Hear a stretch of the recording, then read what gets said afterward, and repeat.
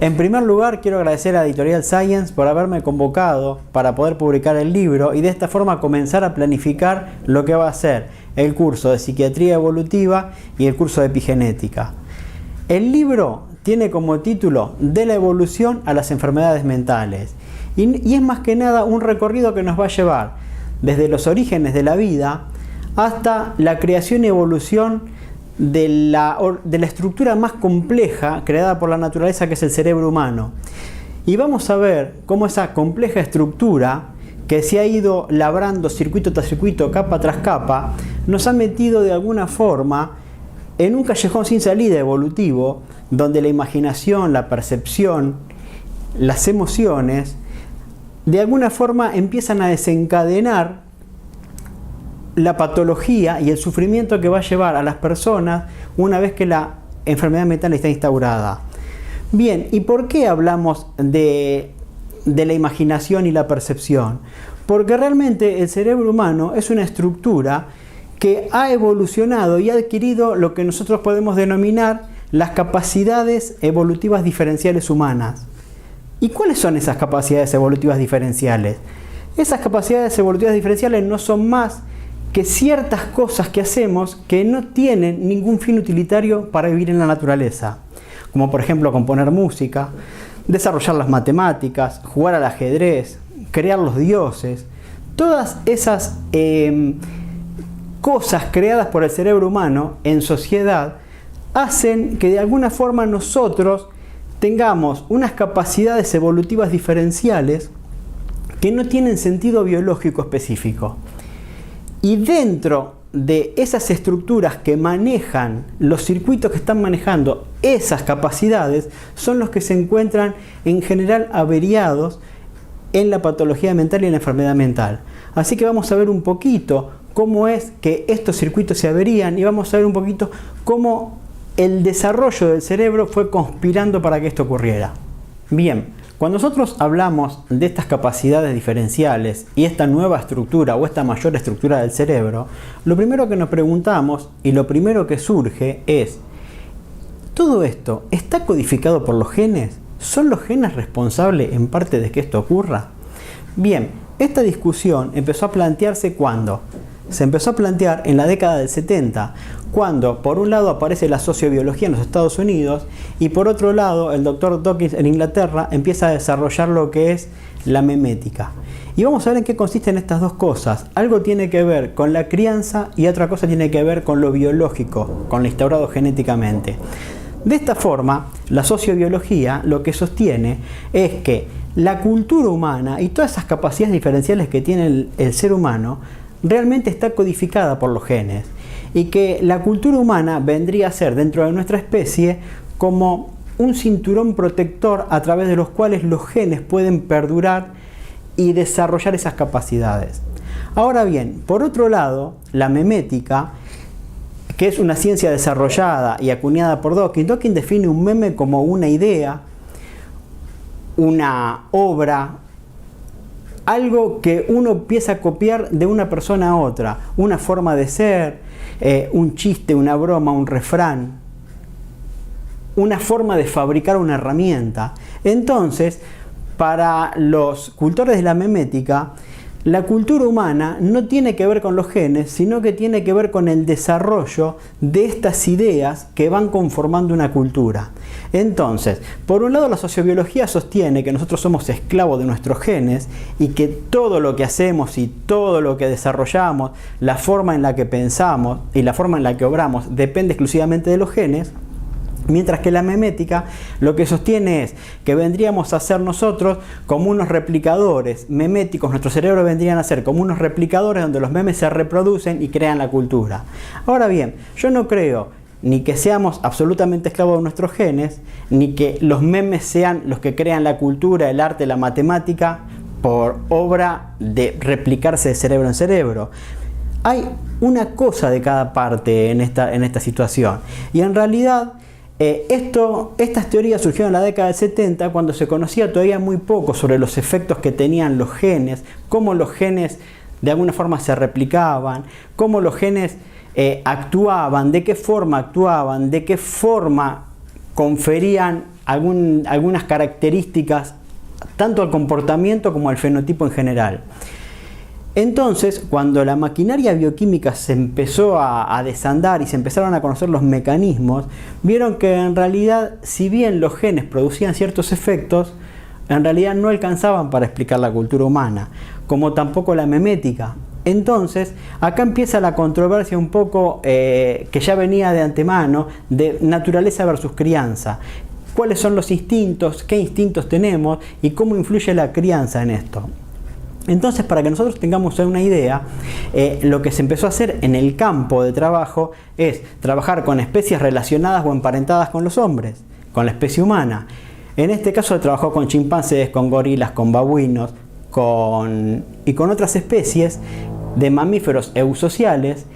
Y lo que también se hizo fue trabajar con culturas primitivas aisladas para ver cuáles eran las características sociales compartidas que podríamos denominar genéticamente compartidas.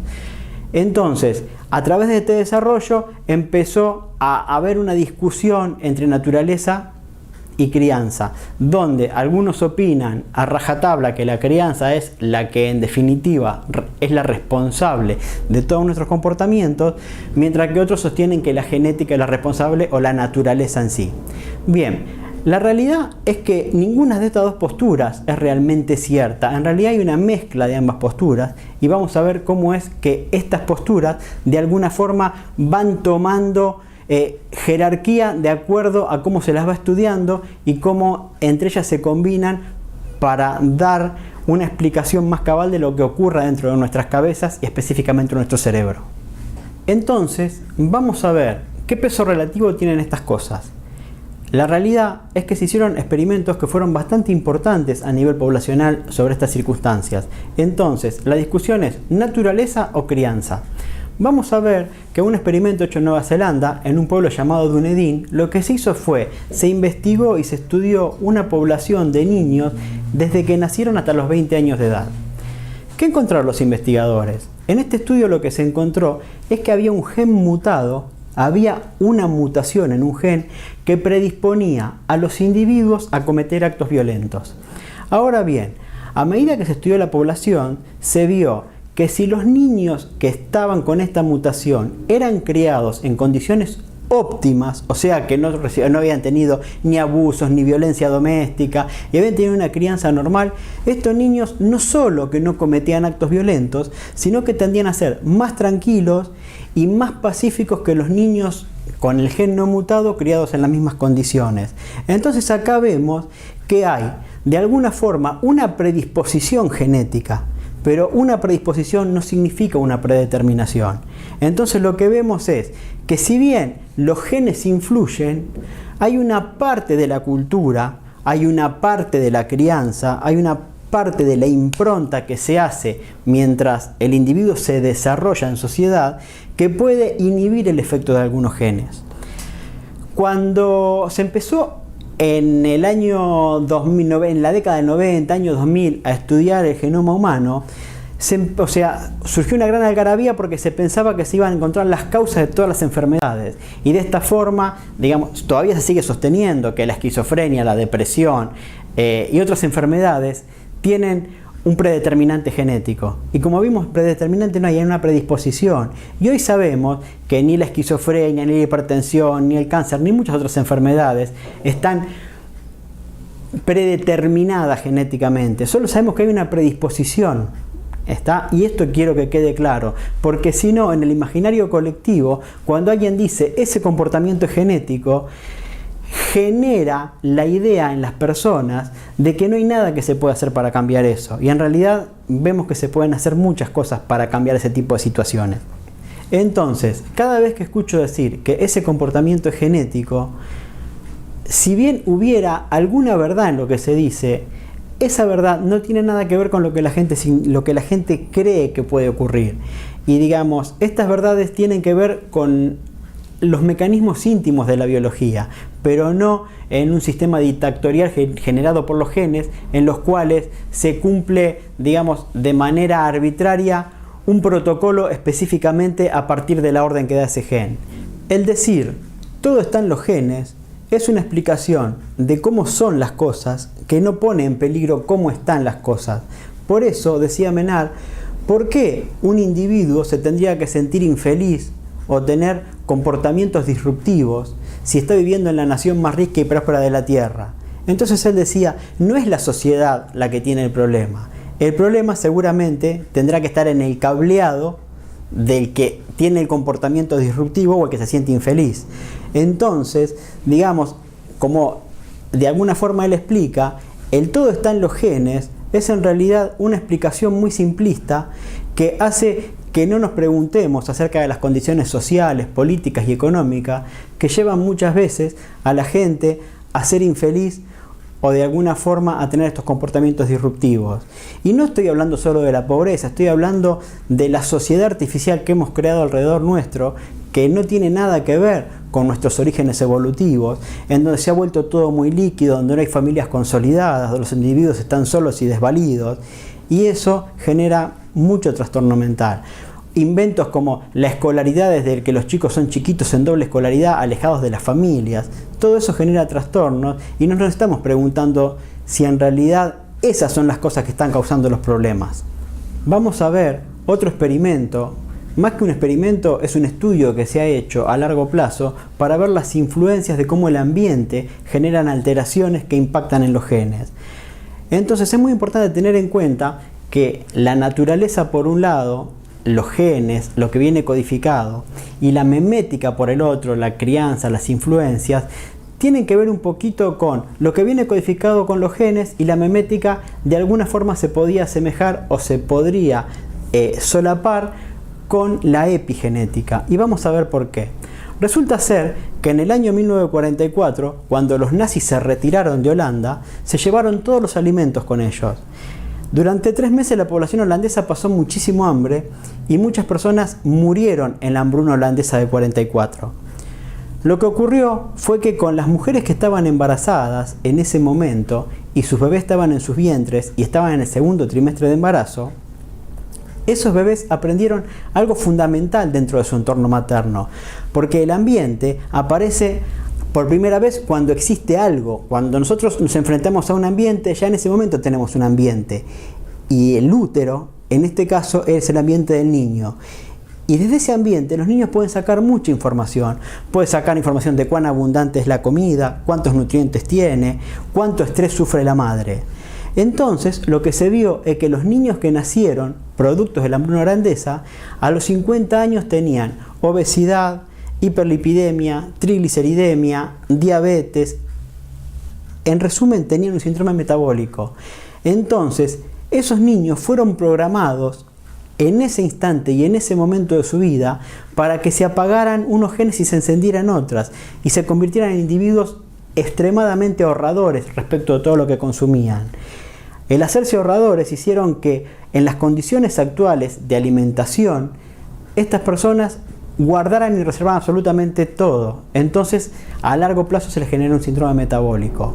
Otra cosa que se demostró, y fue bastante interesante, fue que las madres que tienen o sufren mucho estrés durante el embarazo, sus hijos tienen graves problemas y enfermedades relacionadas con la patología mental ya a partir de los 7 u 8 años. Esto se demostró en 2 estudios, fundamentalmente uno en Inglaterra, donde se vio y se hizo un estudio sobre las madres que habían sido abusadas mientras estaban embarazadas, golpeadas por familiares, familia o por otro tipo de eventos, y se vio que las placentas de esas madres cuando daban a luz tenían 4 veces más cortisol circulando, que es la hormona del estrés, que las mujeres normales. Ahora bien, esa cantidad de cortisol afectó determinados circuitos en los niños que hace que estos niños ya a los 7 u 8 años tengan severos trastornos de ansiedad y tengan mayor predisposición a las adicciones. Otro estudio que se hizo esta vez en Israel, en la guerra de los 6 días, lo que se vio fue que las madres que estaban embarazadas en ese periodo, sus hijos tuvieron una tasa de esquizofrenia 3 veces mayor a la población general. Entonces vemos cómo determinados ambientes hacen que ocurran transformaciones. Ahora bien, no cambió nada en sus genes, porque sus genes permanecieron iguales. Lo único que cambió fue cómo esos genes se apagaron o se encendieron, cómo se expresaron. Entonces ahí es donde radica fundamentalmente el efecto que va a tener la crianza o el efecto que va a tener el ambiente sobre los individuos. Si bien vemos que el ambiente intrauterino es fundamental, nosotros sabemos que la mayor parte de lo que el ambiente nos da a nosotros, nos lo da fuera del útero en los primeros 3 años de vida. Es ahí donde se programa y se estructura nuestro cerebro. Y es ahí donde deviene lo que se conoce como darwinismo neural. ¿Y qué es el darwinismo neural? El darwinismo neural es la condición que hace que algunos circuitos que están en el cerebro se potencien o se expresen y otros directamente no se expresen, no se potencien o desaparezcan. Para dar un ejemplo de esto, si nosotros agarramos un animal recién nacido y lo ponemos en la oscuridad absoluta durante varios días, ese animal va a quedar ciego de por vida. ¿Por qué? Porque la luz es imprescindible para que se desarrollen todos los circuitos de la visión. Entonces ahí vemos que esos circuitos no se formaron. Entonces el ambiente de una persona va a ser que ciertos circuitos se expresen y ciertos no. Entonces vamos a ver que hay personas que viven en situaciones de pobreza, violencia, abandono, que van a tener circuitos específicamente programados respecto de las otras personas que no. Y para que ustedes se den una idea, durante los últimos años, vamos a hablar más o menos 100 años en el mundo, se ha dado realmente una terrorífica enseñanza cultural que partía de pediatras y psicólogos, en donde se decía que a los niños no había que alzarlos, tenerlos a UPA, dormir con los padres por miedo a que se malcriaran. La realidad es todo lo contrario. Nosotros sabemos, por estudios que se han hecho en primates emparentados con nosotros y con poblaciones humanas que viven actualmente como en la antigüedad, que el espacio vital del niño, el nido, es el cuerpo de la madre y de los convivientes que lo crían. El niño tiene que estar el 90%, 95% del tiempo aupado, agarrado, abrazado, tiene que sentir el cuerpo a cuerpo, porque en ese espacio vital es donde el niño se desarrolla. Con toda esta cultura, donde los chicos duermen solos en habitaciones separadas para que se duerman y no molesten, de hecho el niño se va a terminar durmiendo. Porque en realidad lo que va a hacer su cerebro se va a apagar porque va a desistir. Ahora la sensación de abandono que van a sentir hace que sus circuitos cerebrales se estructuren de determinada forma que van a hacer que el día de mañana esas personas sientan que a nadie les importa lo que pueda pasar con ellos. Y en realidad esta es una de las cosas que va a ocurrir con la población. Ustedes imagínense que lo que ocurre en realidad es que hay dos tipos de memoria que se guardan en nuestro cerebro. Hay una memoria que es la memoria explícita, que tiene que ver con las cosas que podemos recordar cuando rememoramos. Pero en realidad esa memoria explícita donde se guarda es en el hipocampo. Y el hipocampo recién se desarrolla a partir de 1 año y medio de vida. Por eso nadie recuerda lo que ocurrió antes de sus 18 meses de edad. Pero hay otra memoria que tiene que ver con esto que hablábamos, con el engrama neural, con los circuitos que se forman, con este darwinismo neural. Y en realidad las vivencias que se tienen durante ese tiempo hacen que un circuito se forme o no se forme. Y esos circuitos lo que van a hacer, van a tener un gran impacto emocional. Entonces las personas, ante determinadas circunstancias de vida, van a actuar o van a reaccionar en base a lo que ese circuito y esa estructura cómo se condicionó en ese momento. Entonces eso es una memoria implícita que va a durar toda la vida y va a ser muchas veces mucho más potente que las memorias explícitas. Por eso, digamos, tiene tanto efecto la psicología cognitivo-conductual a la hora de poder cambiar estos engramas neurales y cómo la epigenética juega un rol fundamental a la hora de apagar y encender ciertos genes y a la hora de revertir estos procesos. De esta forma, vemos que la capacidad que tiene un individuo para poder interpretar el mundo se va a formar a una muy corta edad. Y digamos, esta interpretación del mundo va a depender de la capacidad maternizante que tengan los padres o cuidadores. De hecho, Maney demostró en un experimento brillante cómo las ratas maternizantes provocaban cambios epigenéticos en el cerebro de sus hijos. De la misma forma ocurre con los seres humanos. Entonces, la percepción de cuán fácil será la vida en el mundo, cuán hostil será el mundo para uno, cómo al mundo y a los demás le va a importar lo que me pasa y cómo me pasa, va a depender fundamentalmente de las experiencias que se tengan en condiciones de maternización. Espero que disfruten de esta aventura del conocimiento que nos va a llevar desde los primitivos orígenes de la vida, pasando por la primera célula, por cómo se fue complejizando de alguna forma la naturaleza, generando organismos cada vez más complejos, hasta la adquisición y el desarrollo de la máquina más compleja creada por la naturaleza, que es el cerebro humano.